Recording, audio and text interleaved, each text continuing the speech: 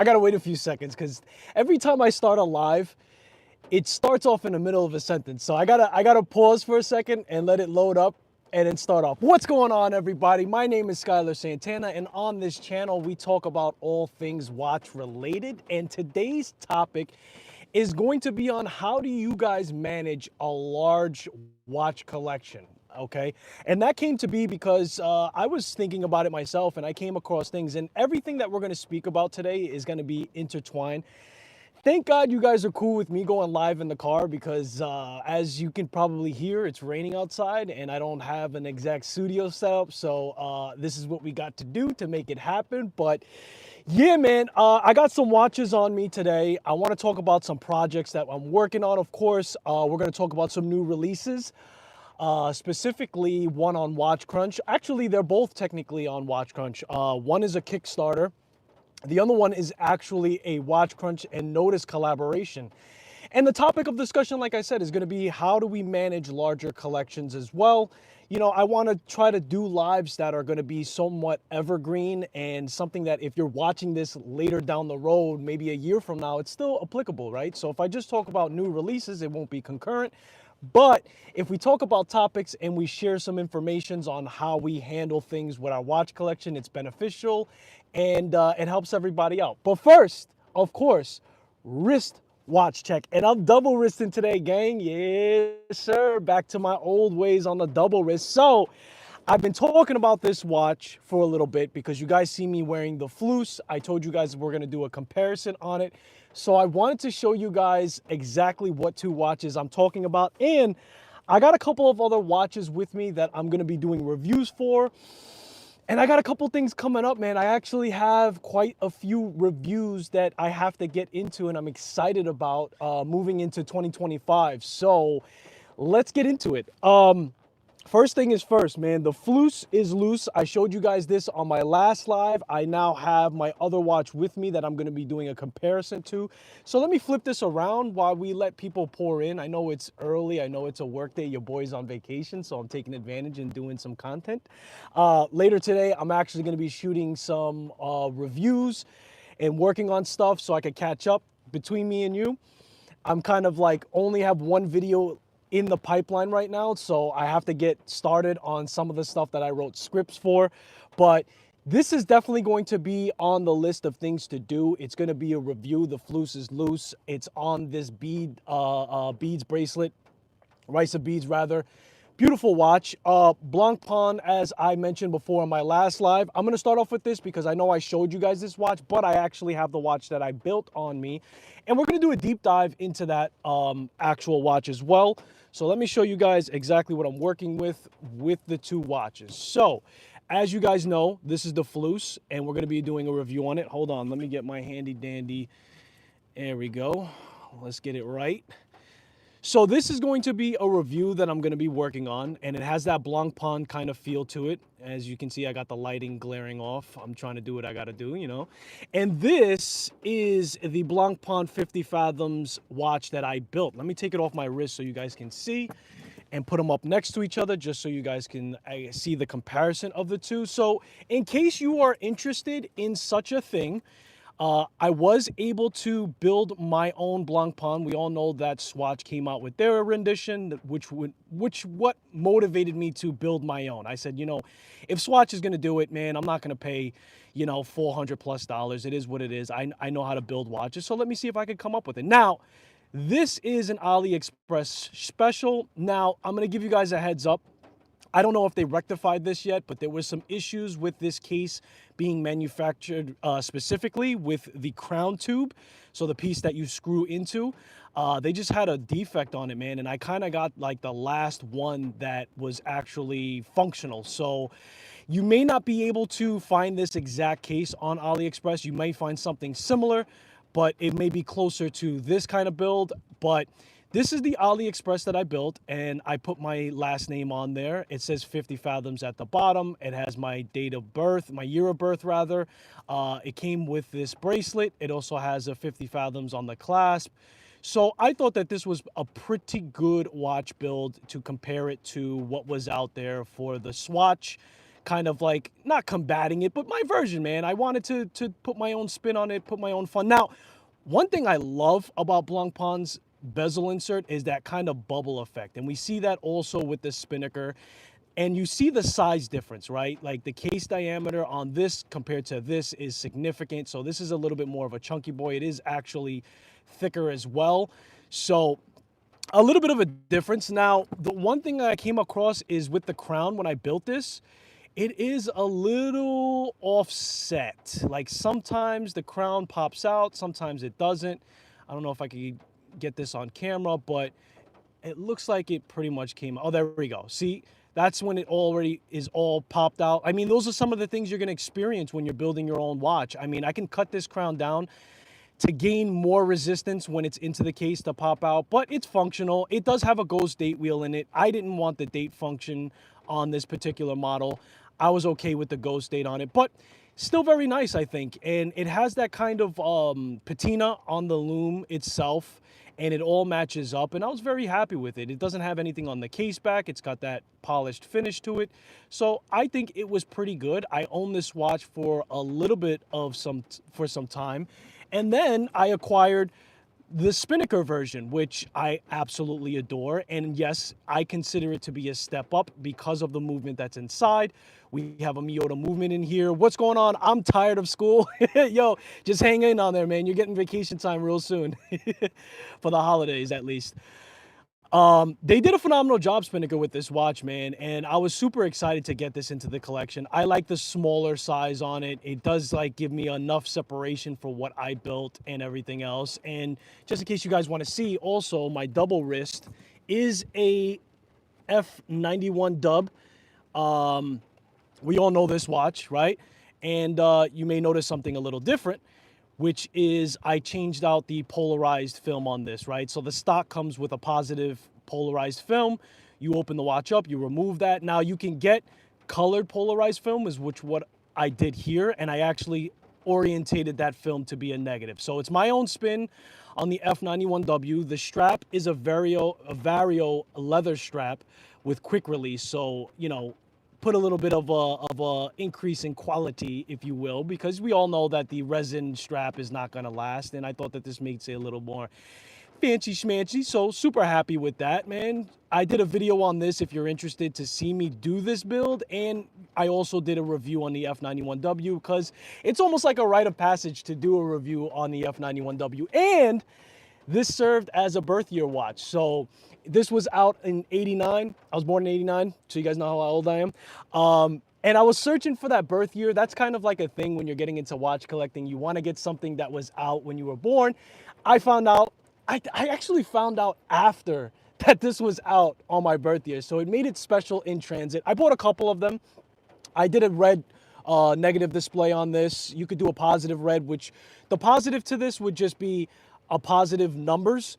Harder to see. I wanted it to really stand out. I wanted it to really make a notice. Now, when you do a negative display, it does make it a little bit more difficult to see. So, you know, it has to be in the right kind of like situation to the lighting. So those are my little tips on stuff that I already did. But I got a couple more watches that I want to show you guys that I'm working on. To follow that, this was another Nomoki build that I did. I have two on me actually today. Actually, let's start off with the pole router. The pole router is going to be my next video. I actually already recorded this, and I just got to do the voiceover. So I usually, when I do my modification videos, you know, I do reviews, I do modifications as well. You guys know I incorporated that, but this is absolutely gorgeous. This is a new kind of case for Nomoki mods. They make phenomenal. So when you take something like this, which was from AliExpress, and you put it up against a Nomoki build, Nomoki hands down. Nomoki hands down. Like, their quality is basically like getting it from like a high brand like Seiko or something like that. Their finishing, oh wow, I dropped it. Their finishing is phenomenal. Everything is very nice on it. Let me actually take off this band on one side so you guys can see the case back. Give me 1 second. The finishing is phenomenal. You can actually see all of the details on the dial. sector dial, and I was looking for like a pink kind of colorway to it. I did a see-through case back. You don't have to do it, but I want to show you guys like the back of the case as well. But their polar router version, they're kind of like what do you call that, like homage to it, right? The only difference is the polar routers that have the date wheel, they have a special cutout for it, but I'm okay with that. My watch collection needed like a pink colorway in my opinion, and I thought that this was absolutely gorgeous. This is actually one of their newer dials as well, and you know, connect that with the hands that I chose with the lume. Now this is a dress watch, so you didn't have to go lume on the hands, but I like to do that, and I chose to go that route. And it's just a phenomenal finish, phenomenal casing on it, everything else. I took off one side of the thing once I almost dropped it, but that's just what it looks like. And I have a video that I am currently, like I said, I have me building that watch. So if you guys are interested in to see what that looks like, you'll see from start to finish what that entails when you're doing a build for Namoki. They have great, phenomenal parts. All of the watches that I built with them were fantastic, and I had a good experience with all the parts. Plus, Namoki's customer service is really good, man. This is another build that I did. This is the Alpine. They're calling it the Alpine, but we all know that it looks like the Alpinist from Seiko. Again, it is a phenomenal build. It has that inner chapter ring, and this bracelet that's on it currently was supposed to be for that polar router actually, but when I was building it and I was really deciding, you know, which way I wanted to go for the bracelets on both watches, I kind of felt that this Jubilee style on this watch, looks like a pocket watch right now. This Jubilee style on this watch looked better. And then I said, let me see if it looks good on this Alpinist. And this was my way to homage my way into that original Seiko Alpinist, right? So this bracelet that came with it, absolutely great, fantastic. It doesn't have that stretch. It looks like one of those old school bracelets that stretch, but they're not actually stretch capable, but still well built on the bracelet. Let me flip this around and so you guys can see. And now I did a video on this already, as you guys know, probably by now. And I did the build, me building it and everything else. So I had a great experience building this as well. And this really filled the need for me to get that. Now, I had a couple people say, Skylar, why don't you just get the Alpinist that's out right now? You know what I mean? Instead of doing it.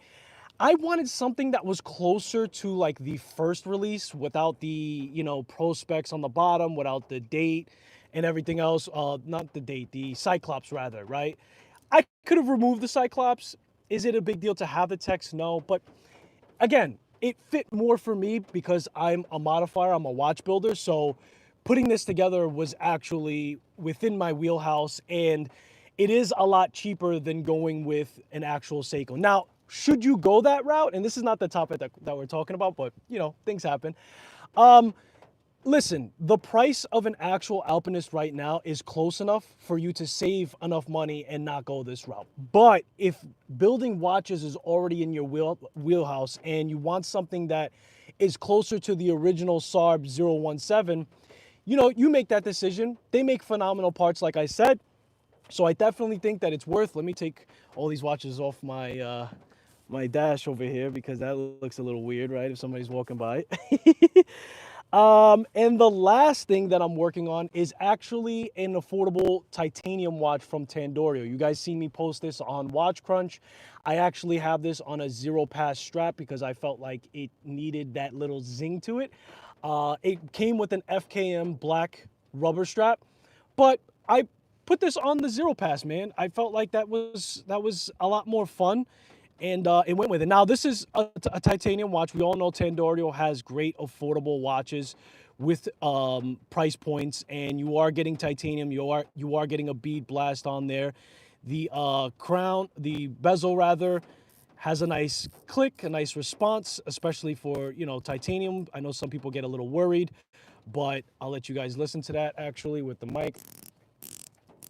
A little ASMR. So that's another watch that I'm going to be working on a review. I'm stress testing it right now. I'm taking it out on the field. You know, I like to wear the watch a little bit to get a feel for it instead of just rushing to do the review. At least I have some experience with it. Now, Let's talk about WatchCrunch. Now, I talk about WatchCrunch a lot. I'm a complete fanboy of WatchCrunch, the community. If you don't know what I'm talking about, it's basically an Instagram for just watch enthusiasts. So if you don't have it, download it today. Thank me later. I just been dug into the community, and a lot of you guys know me from WatchCrunch, so you're no stranger to that. But it's a great place to trade information, connect with the community. I get to see what's on the wrist of people on a daily basis, so I can kind of see what direction you guys are going with, what releases you're liking. When somebody releases a watch, how quickly is it being received into the community? So for research and development, which happened after the fact, it's a great thing, right? But it also connected me to a lot of people. We've done meetups on there, we do games on there and everything else. So I definitely recommend, if you're a watch enthusiast, especially, obviously, I mean, that's all that's on there. Go ahead and connect with us. And another thing that WatchCrunch does, you guys probably know that Max has his own YouTube channel. He's also the co-founder for the platform. And what he likes to do is he likes to do collaborations with watch companies. We've seen that with Jack Mason. They did a straddle timer with a WatchCrunch collaboration. That was a fantastic watch. I wish I could have grabbed one, but it wasn't the right time for me. Funds were a little shaky, and I wasn't really ready for a GMT, to be honest with you. Now, I want the complication just because it's something different. I kind of missed the boat, you know what I mean? And it is what it is. But Max, I think this is what, a year later?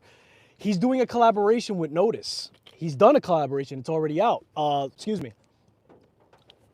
And I think they released about 99 watches. And they were numbered to 99.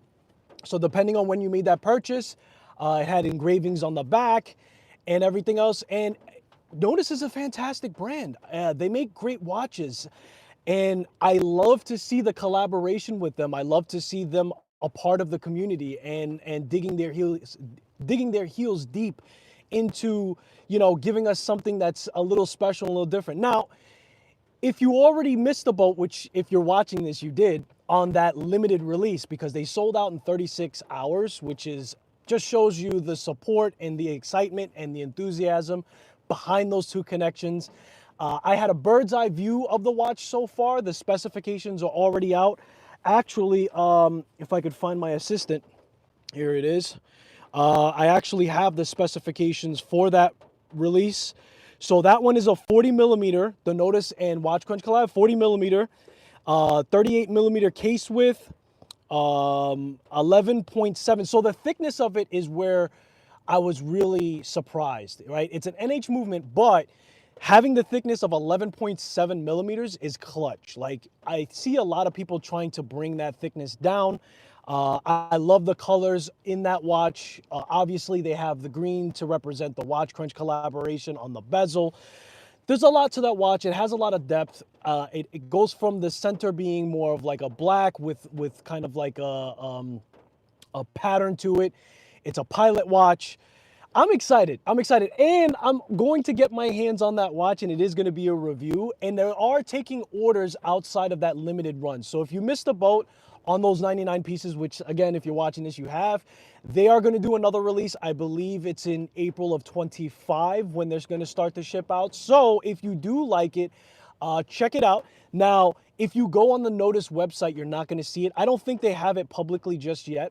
I will put a link in the description for you guys to see exactly what I'm talking about. What I would recommend is, if you haven't downloaded WatchCrunch, download it. Follow Max. He's done plenty posts about it on his wrist shots, on his regular posts, where he has links and everything else. But I'm also going to send you guys a link in the description when I come off of this, so you guys can see exactly what the watch has to offer. And I like that the watch also has a date on it, and it's at the 6 o'clock. And the way that the day is, the aperture is cut out, is very, very beautiful. So I think they actually knocked it out the park. They gave an affordable everyday watch that, you know, anybody could obtain and anybody could wear and be excited about the community and everything else. So I love it. I love it, love it, love it. Can't wait to get my hands on the actual piece in the metal. I am going to do a deep dive on that review. It is going to be my first NODUS, and it does come with the bracelet. And as you guys probably know, and if you don't, NODUS is an independent brand, and they have their own clasp. They have a specialty in designing clasps. I believe they even sell the clasp separately. So if you did catch the limited release, Max was giving a zero pass strap with it. After the fact, if you're getting it now, if you're purchasing it now, you're just getting the bracelet. But that bracelet is phenomenal. Like, they do have a specialty clasp to it. They are known for finishing. Of course, I'm talking in the perspective of not owning one just yet, but I've seen a lot of things on them, and I have high expectations to that watch in general. So, what other things can I say about the watch that shout out to me, really? There's a lot to it, and Max actually did a review video for it already. So when you're done with this, go onto the WatchCrunch YouTube. His last video, he does a deep dive into the watch, and he talks about a couple of other watches for NODUS. So if they're not on your radar, check them out. They're definitely worth the conversation and definitely worth the time. So another release, and we're gonna get back to managing big collections. If you read the title and you're like, this guy's not talking about big collections, what is he doing? We're gonna talk about that, but I wanted to kind of catch you guys up on some of the things that I'm doing, and I also wanted to talk about some releases. This is going to be the last one, and then we'll talk about big collections. But let me catch up on chat, right? How about that? Thelonious Monk is in the building. The color is fire. Yes, it is. Oh, Thelonious Monk is already bouncing people, man. You got to do what you got to do. Night Code. Hi. Hello. How are you? What's the next release I want to talk about? Oh, they're on WatchCrunch. They're a brand new independent brand. Now I'm gonna try to make that my wheelhouse. The value that I also want to add to this channel is talking about watches that other people are not talking about. Yes, it's going to have other watches. I have a Formex collaboration that I'm working out for the Essence. I want to get my grubby little hands. Thelonious, as you know, we were in front of Formex, so I did get to see that watch, but it's a little different when you're sitting at home and you're really like up on it and inspecting it and getting to actually put it on your wrist for X amount of time and everything else. So guys, everything from a Formex level all the way up to like $1,500, $2,000, all the way down to $80, $100 watches, from affordable brands to big dog independent brands, is where we're gonna be at. It really floats my boat, excites me, and I don't want to forget where I came from. Like, I started off with a loads of affordable watches. I'm graduating now to the higher pieces, but I'll never forget, you know, that excitement and how that allowed me to step into the door with watches. So I'm always going to include affordable brands as well. But another release that I want to talk about and highlight is by 9 Studio. They're on WatchCrunch. They actually are starting their Kickstarter escapades, if you will. I think it starts December 3rd. I'm not too sure. This is something that I just got wind of. I actually messaged them. I was interested in doing a review with them because their design language was a little different than what I see. I'm going to talk about that a little bit, but if you guys are interested, they're posting stuff on WatchCrunch as well. And they're coming out with their release, which they're calling the Southpaw, and it has a couple of different color iterations, and it is an automatic watch. It is a Miyota movement. It does have Superluminova. So there's a lot of things, and we talked about this on another live, where how do you think a micro brand should start, right? Here's the caveat. Let me see the chat real quick. I did not jump on the NODUS release. That's all right, man. If you have some time, you have time to chew on it. If it's not for you, I respect and understand that too, Metal Tracker. It's just something that I'm putting out there. I'm excited because it will be my first NODUS watch, and you know how I like to do with independent brands. Maybe you want to hear my thoughts and my reviews. Max did a review on it, but if you got to chew on it, listen, that means you're an experienced collector. It means that you need to take your time. So if you didn't jump on it, that's totally fine. They are continuing production. It is going to be a little bit later for that, but going back to 9 Studio. So I'm going to give you guys, here's first and foremost, you know, this is a bird's eye view opinion of mine, okay? I haven't gotten the watch yet. In fact, the Kickstarter hasn't started yet. And they are waiting to see how things go with the release and everything else. But from a bird's eye view, very different in the case design, very different in the dial language and everything else. Now, there is a little strip that goes into the watch dial and has their company logo that kind of gave me fashion brand vibes. Now, when I say that, don't think that I'm throwing shade. Here's the deal. Everybody collects differently, right? There's people who only love fashion brands and love that fashion brand style. I'm just giving you my honest opinion of what the vibe was when I first laid eyes on it. However, when I did a deep dive and I looked at the specifications, I said, okay, some of the things that for me separate a fashion brand, right, quote unquote, because obviously if it's not like Michael Kors or a big name, then it's hard to even designate it within that category. But I'm going based off of just the language of the design. And it's one of those things where when you look harder and you look longer, that opinion changes. And when you look at the specifications especially, that is a different thing. And it's okay even if it does give you a fashion brand type of vibe, because a lot of people like to collect that way.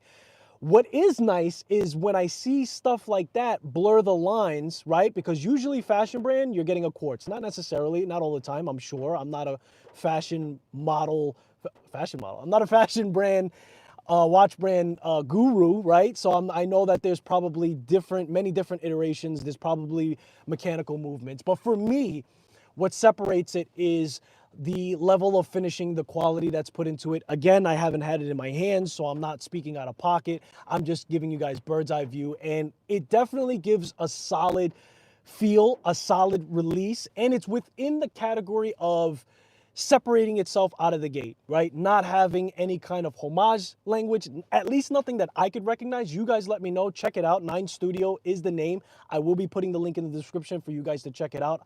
I'm curious to see what your guys' opinion is on it.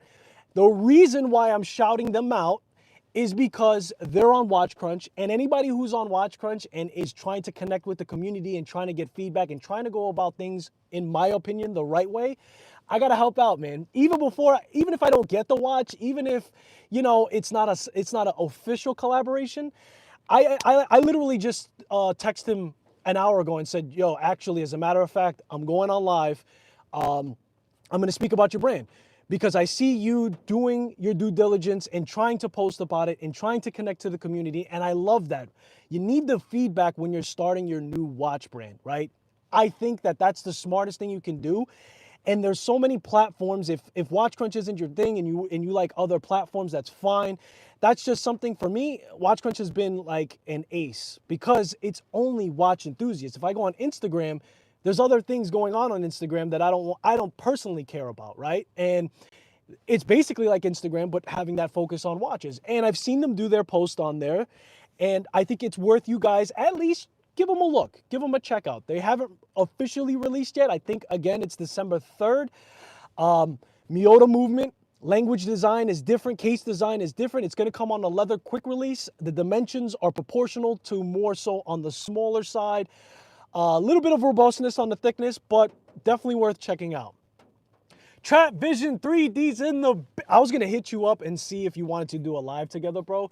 But I don't know, like, I didn't want to not steal the spotlight, bro, but like, I had so much I had to talk about. But we got to do a live soon, man. I'm actually on vacation, Travis, so if you want to link up and maybe we could, you know, do a live together and just chit chat, you know what I mean? Just catch up. I'm pretty sure the community would appreciate it. All good, bro. I know. So yeah, guys, those are the two things, the NODUS and WatchCrunch collaboration. Definitely phenomenal, definitely worth checking out. I'm gonna get my hands on it, so if you wanna wait for a deep dive, in my opinion, more power to you. But if you wanna jump on it, they're continuing their release. And then the Kickstarter for 9 Studio is out there for the Southpaw, their first watch release. Definitely worth checking out. Now, let's get into the topic at hand. And let me put a watch on, because it feels kind of funny talking about watches and not having a watch on my wrist. So, let's close the crown. Watch collections. Large watch collections in particular. So if we're going to talk about this subject, we have to define what a large watch collection is. So I think that you start stepping into that category. This is all my opinion. Don't hate me for this, but I think you start stepping into that category once you're outside of 7 watches. Why do I say 7 watches? It's pretty obvious. There's 7 days in a week. So if you have a watch that exceeds wearing once a week, I think you're starting to get into the category of balancing your collection, right? And it's still easier when you're at 8, 9, 10 even, right? Because some watches could be beaters, some watches could be dedicated for the gym and everything else. But when you start getting to 20, 30, 50, I'm pretty much, I think I'm at late 40s at this point. I lose track. But I want to talk about my experience in balancing my collection and how that works for me. I'm interested to know how you guys balance your collection, because there are people who have significantly less and there's people who have significantly more, like 1,000 watches, guys. Yes, we've had people come up and say that their collection is, and I am super curious on how you balance those sheets. I have guesstimates. I have ideas on how you do it, but at the end of the day, for me, what really helps out, and I'm connecting this always, guys, WatchCrunch, sorry, I gotta bring it up again. Why? They recently put a feature where you can load your entire collection. You can set it to private if you don't want people to see exactly what you're working with, or you can set it to public so you can bless people to see exactly what's in your collection. But you can load each individual watch with all their specifications, including date of purchase. I think you can even load a receipt of the watch. It's crazy. Like, that alone could be its own application, if you will, right? Like, there's a market for people wanting to track their collection. People do data sheets and everything else. They hand to, pen to paper. But doing it digitally is awesome, unless you lose that digital information. But it's been phenomenal for keeping track of what watches I've been neglecting, what watches I'm rotating, what watches I'm just not gravitating to. Because when you post your wrist shot for the day, when you post the watch that you're wearing, you can mark which watch you've worn, right? So you actually go into it and you mark down, okay, I wore this Blancpain custom watch that I did, and it'll tell me, okay, you wore that watch a week ago. You know what I mean? So I have watches in there that say months, that say weeks, that say days, and that helps me balance the sheets and let me know and give me feedback as to, okay, I'm just not gravitating towards this watch, right?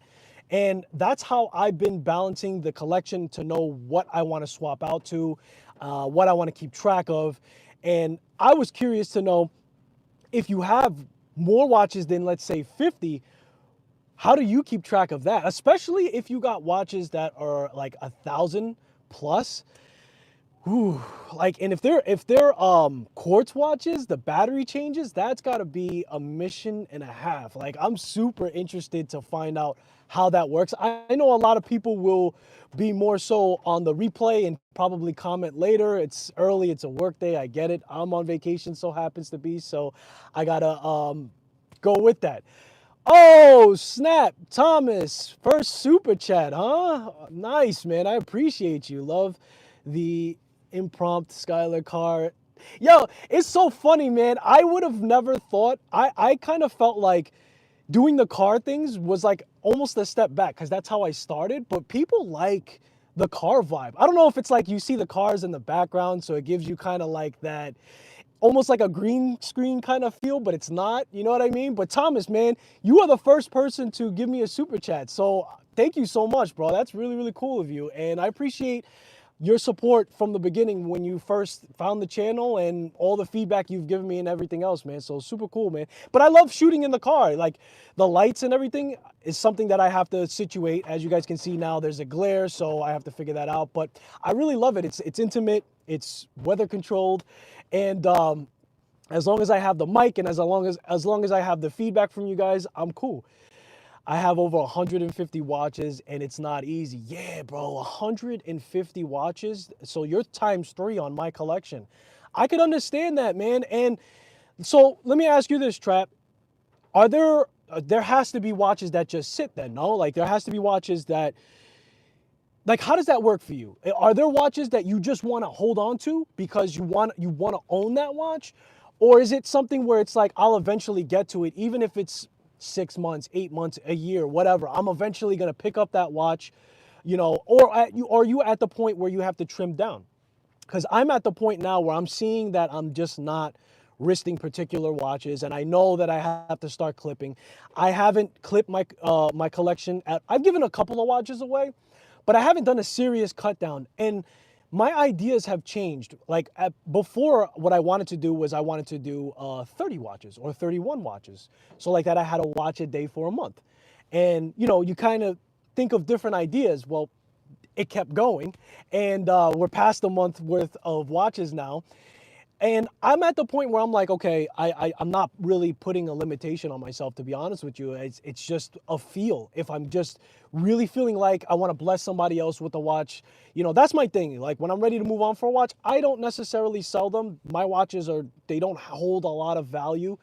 I think I get more value out of knowing that I put the watch on somebody's wrist. So when I get to the point, I like to donate. I've already donated maybe like 6 or 7 watches. And there's no better feeling, man. I've donated to people who are very young and just starting their collection, people who have small collections. So that's how I like to get down with that. And that's been really, really fun for me. I have hi Santana from Hong Kong. From Hong Kong. Thank you for tuning in. Oh my God, that's awesome. That's at least 100 watches. That's it. Wow. Yeah. Okay. So that's crazy, man. That's like, it kind of feels like that's foreshadowing for me.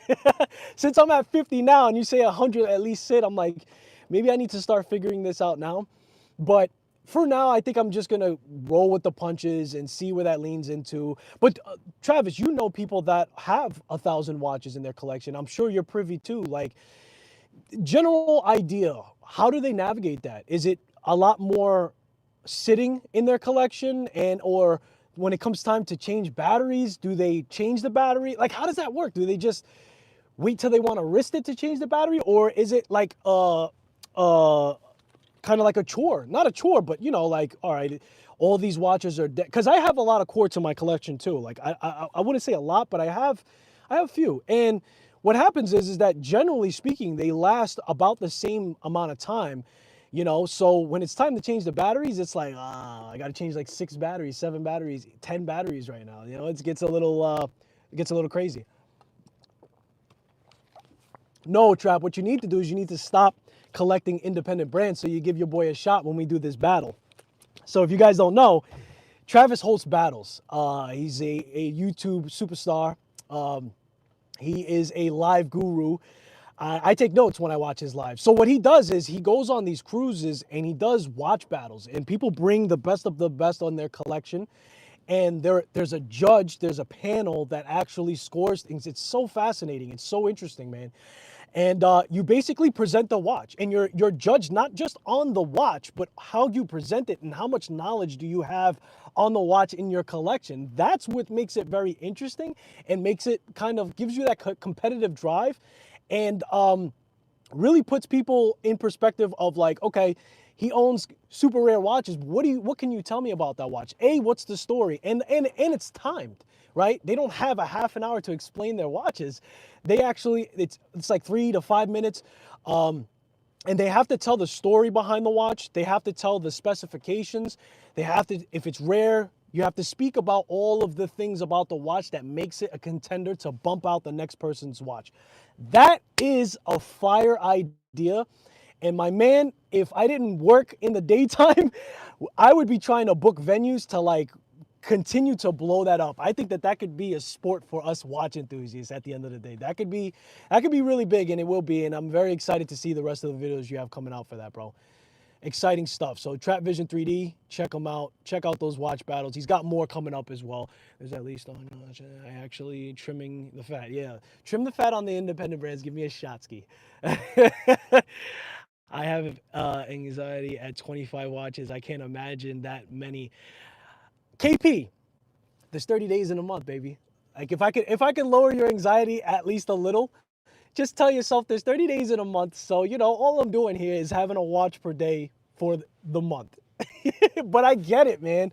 I get it. It gives you anxiety. But you know what's the worst thing about it is you get anxiety that you don't want to have too many watches, but then it's like, which one do I let go? So it puts that pressure on you to like, if I get rid of this watch, am I going to regret getting rid of this one? I think that's why I'm where I am.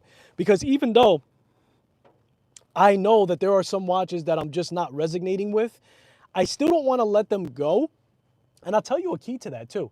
If you have a family member, like for me, I have my little brother. He's not into watch collecting as much as I am, obviously, but he does wear watches. He did buy his own kind of vintage orient watches. He has a very fascinating interest, man. I never would have hinted him getting into vintage orient watches. That's super cool, man.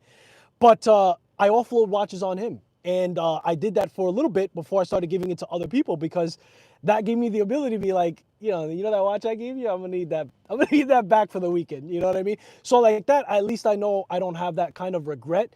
And family members, man, family members, somebody you're really close with. My brother's no problem. I can swing by and just grab the watch and wear it, and we can kind of trade back and forth.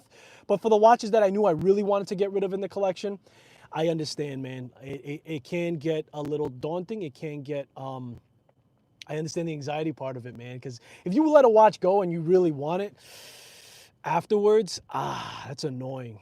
That's annoying. True. First world problems.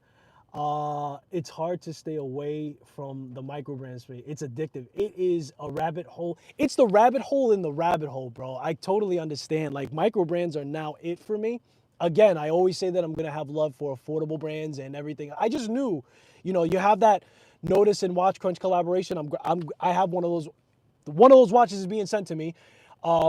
And that's an NH movement, but that's still considered an independent brand, to be fair. But I also have a Tandorio watch that I'm going to do a review on as well, right? So it's left and right, man. It's left and right. What are you going to do? And I said, all right, no more. Sure enough, I've got probably like 1, 2, 3, 4. I got 5 watches on the way when I said I was going to stop, But at the same time, we do content. You know what I mean? All of those watches are review watches, to be quite honest and transparent with you guys. So I need watches to do reviews. So it kind of makes sense. Now, if they end up gifting it to me, I keep them in my collection. I need to start possibly doing giveaways on the watches. I definitely want to start doing that because it is getting a little bit too much. I had it in my mind that if I just give away a watch that I just reviewed, did I really like the watch if I said good things about it? But this is my channel, baby. And you guys know that I'm going to be honest about it regardless. So if I give it away, it's just from the gracious of my heart. It's not about any upside down stuff, It's hard to stay away from my, okay, exactly. There's a number of my watches that I just can't get rid of. I know, man, and that's a high percentage. I get it, and that's why I wanted to talk about this topic, because I think that we do talk about this topic, but I don't think that we realize that how we're all equally, conflicted about it. And it could start off at 10 watches. KP just said he's got anxiety at 25. We're at 50. So he's looking at us like, you're at 150. So he's like, what did you just say? He's like, I got anxiety just hearing that. But it's a thing. First world problems. But at the end of the day, we got to figure out what we're doing, because one thing that I don't want to do and one thing that I don't like to do is just put a watch on ice, man. It's like these things are meant to be put on the wrist and be warmed up and loved and just, appreciated by somebody's wrist. So if I can bless somebody, I'm going to. As a matter of fact, Trap, I got some Invictus I got to send your way. Now that we're talking out loud, there's just a couple of pieces that it's just not for me no more. There's 2 Invictus that I'll never, is it 2 or 3? There's 2 Invictus I'll never get rid of. I got the Joker, which to me is my funky chicken. It's a huge watch. It's outrageous. I love it. I love that ugly watch, man. It's just crazy. And it's also a limited thing. And you guys let me know that, Invictus not doing the collaboration with DC anymore. So not that I care about the value going up. It's just, it makes it more special. And if I do have regret in letting it go, then I might be kind of beat, trying to put it back. So there's that, and there's another piece. But I got a couple collections. I know you got some wrist for those watches for sure, if you want to keep them yourself, whatever. But yeah, man. Yeah, I got some watches that I got to figure out too. I enjoy the hunt. Sad thing is, when you get a new watch, the hunt for a new piece begins. Help. bro, when one of us figures that out, we'll let you know. That that is that's a never-ending theme, man. That's never gonna end. The best you can do is quiet down the voices for an X amount of time. And, you know, if you're gonna get a piece that's a grail piece, or if you're gonna get a piece that you really want to say, okay, I want to chill after this piece, I gotta chill, then I would say I would go ahead and just say you can do things to prolong that. You can do things with your watch. Like for me, I do photography challenges. I do watch building. I do stuff where I'm surrounded. I'm still doing something with a watch, but I'm not necessarily having to purchase a watch. Even just being in the community and talking about it. Yes, it could be a trigger if you see something on somebody's wrist that you really love and it can make it potentially worse. But if you learn how to live vicariously, then you can kind of offset that need for the next watch. Just let yourself know that that is going to be there. Getting rid of that feeling, I think, is not possible unless you just don't like watches anymore. And it's something that we all struggle with. And is it necessarily a bad thing, right? It's always nice to aspire to something. It's just about the responsibility and the finance and in what you're capable and comfortable, rather, with putting into your collection at point in time. So long as you can just train yourself to not always have to pull the trigger or get too excited about something, and you can, you know, parlay that time to just be a little bit longer, you're all right, man. But you're always going to want the next thing, bro. That's just how it goes. You know what I mean? That's just the nature of the beast. That's just watch collecting in general. So I don't know if there's a cure for that. It's over, baby. You got the disease. But yeah, so that's basically how I just navigate the larger collection. That's what I'm thinking about moving forward in trying to keep things a little bit tighter. Giving away watches is a blessing, man, and especially if you can come across somebody who's just starting off. I mean, think about it. When you started off with the collection, we always say it all started with a watch, my man Trav. Think about when you started watch collecting, man. If somebody blessed you with a Casio or just any watch, man, you would feel so greatly appreciated. And you feel, see, the thing about that is versus selling, right? And I'm not telling you guys what to do with your money. If you have a $5,000 watch that's worth $5,000, you got to sell it. I get it. But when you give a watch away, right? That remorse of removing that piece in your collection kind of gets a little bit more offset, because you know in the back of your mind that that person's enjoying the piece and they're excited about it and you did something good. And there's just this kind of fulfillment that you're not going to get from selling it. So that's why I offer that. Again, you can also give it to a loved one if you want to stay close to it. But I've given 10 watches away. You've given 10 watches away this year. Wow, man, it's in and out, man. It's in and out. So you're collecting for, so you're on YouTube for 6 years. You're probably collecting longer. Yeah, man. Your stuff is foreshadowing. Thomas, what another super chat, bro. I appreciate you. Skylar, what's your sensible collection size limit? Okay, so Thomas, number one, thank you so much for the super chat. You're number one and number two right now. A sensible size, something that I think I could respectfully handle. I'm probably already close to that number, and I'm close to 50 watches in my collection. Again, I can handle rotating a 30-day month, so, you know, bleeding over a little bit is not so bad. And then, of course, there's pieces in my collection, again, like that Joker Invicta. That sits in the box only until Halloween. It's a Halloween watch. It's an actual, like, a collector's watch for me. Now, that's the only watch that's like that, so that's not good information for all of your watches. But to give you an idea, not 100% of my watches go through crazy rotation. Another example, my Swatch. The Swatch watch is not good for, it's raining today. I wouldn't even wear that thing in the rain. I'm scared it's gonna dissolve. You know what I mean? I love it. I love the watch, and I put it on a Montrose strap so it feels eloquent, but it's not gonna handle a heavy day. So there's a lot of watches in my collection that, not a lot, but I would say there's a few, let's call it 1/3. And so I know the roles that my watches play. That's another thing that we can talk about and implement in the conversation. Your watches, for some collectors, they play roles. At least they do for me. And that's how I kind of manage it. And for me, I want to say that I'm comfortable with probably 60 max, 2 months. That's probably where I'm at. Is there a chance my watch collection will go way past that to 100 to 150? Yes, but probably at that point in time, I'll get into a state of mind of like, let me give some watches away at this point because I can't risk the 150 watches. God bless the people that can. I mean, there's 365 days in a year, so you could stretch that one watch a month to 365 days if you want to. You can get kind of crazy with it. But realistically for me, man, there's just some days where watches just talk to me and say, put me on your wrist, man.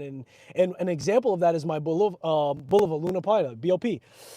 Since I put it on the Milanese bracelet, the mesh, man, it's been talking to me a lot more than even when I first started with it, right? And it's gotten on my wrist a lot more often. So things change, things develop. Your taste might even change while you're collecting if you're collecting for years.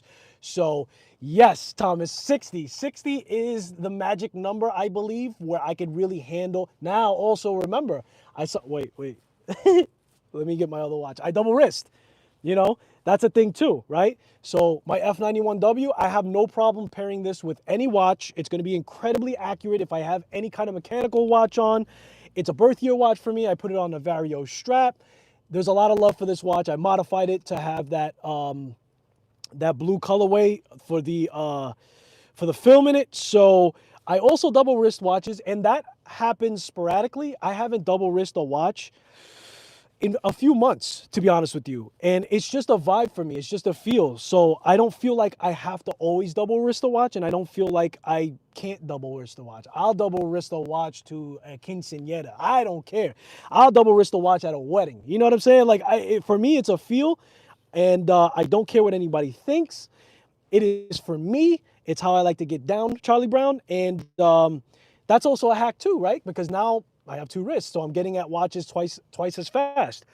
Have I paired two automatic watches? Yes, I have. I paired everything under the sun, and it started with a Apple Watch with a mechanical watch, right? I was doing the whole thing like I got to track my blood pressure and yeah. I don't need to do that, and I definitely don't need to charge the damn thing every single day. So that's out. So it developed into quartz watches, mechanical watches. When I went to the wind-up fair, double-wristed. That's the place to do it, though. You know what I mean? And I have fun doing that. So I am no stranger to doing that. That is also another way to get through another way. And it's not something that I do so often, but I hear people talk about. They wear different watches throughout the day. They have their watch that they go to work with. They have their watch that they come home. Some people switch 3 to 4 times a day on a watch. So if you're looking to like offset that anxiety, going back to UKP, if you have 25 watches, maybe look into switching out the watches in different times a day, whatever you feel more comfortable that looks like. And maybe you can get a rotation where it doesn't feel so overwhelming. That's a thing. And I don't do that too much. I kind of pick the watch for the day.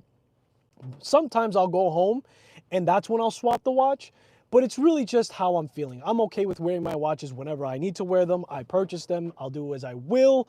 So I'm cool with that and moving like that. So for everybody on the replay, I'm curious. Let me know. First of all, lay the groundwork for me and let me understand how many watches are in your collection, because I'm curious to see how different people think when they have a different size collection. And I'm curious to see if you have two people that have a large collection, if they think the same way or they have the same tips or they have a different perspective. That's what this is all about.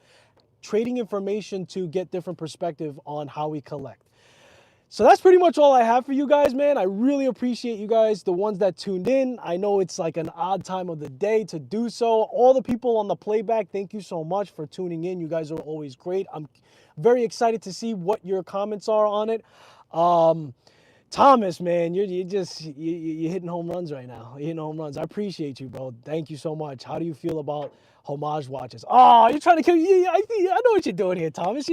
You're roping me back in. You're reeling me back in, because Homage watches is a topic that I could talk for another hour. And if that's what you're trying to get out of me, I got time, baby.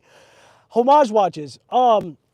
I don't know, I don't think you were here in the beginning of this, but I got nothing but Homage watches on me today, baby. Thank you so much for the super chat, by the way. This is a Homage watch, right? So this is the Alpine by Namoki. Maybe it's better if I do it this way just for lighting purposes. This is the Alpine by Namoki.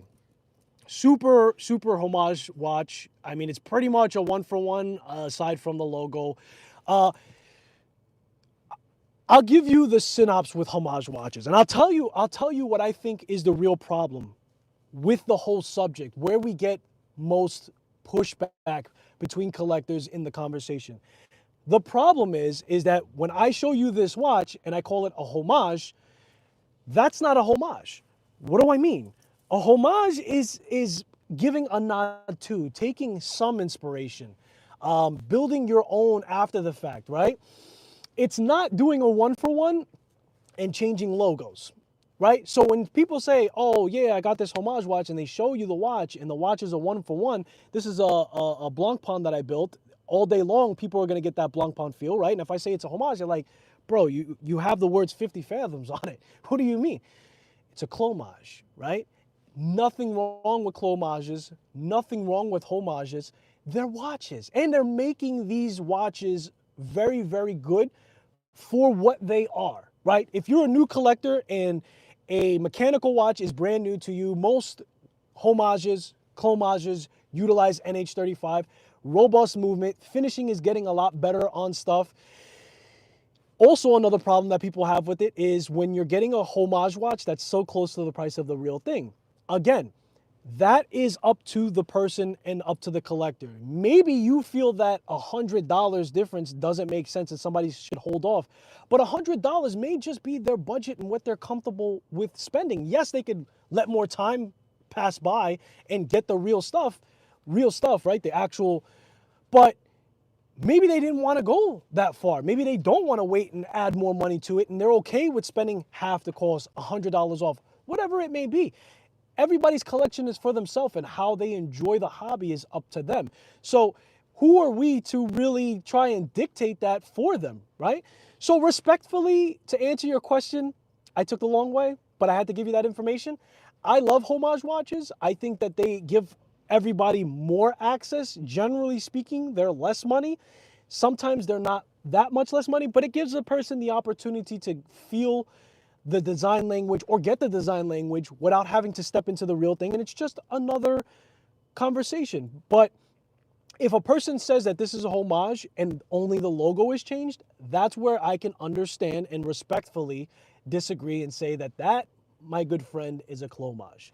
And that's okay. Just, maybe we have to fix the words. That's my thing. Trap Vision 3D, bro. You don't gotta do it, man. I appreciate you, man. Thank you for the super chat. The learning professional is the future, bro. I appreciate you, man. I just come on here and do what I can, and as you already know, I say what I say and I know what I know, and just trying to make it even funner for people who are getting into this and everything else. You guys are super supportive. I really appreciate you guys, man. Thank you guys for the super chats and the conversation, and everybody else who's going to come on here for the playback. I know you guys are hardcore followers, and you guys are going to comment and everything else, man. This has been so much fun. I'm just getting started, I feel, and we got to connect and we got to collaborate and we got to grow, a rising tide, if you will. But anyway, guys, I got to get out of here. So I appreciate the super chats, but let me cut to. I'm running out of things to talk about, and nobody wants to hear me just ramble. Those of you in the playback, pop your head over while you're cooking on the stove. Yes, you. Hi, how you doing? Appreciate you. Guys, it all started with a watch, like my man Travis says. I, of course, appreciate you guys spending your most valuable asset, which is time. And I'll see you guys, hopefully, in the next one. Later, guys.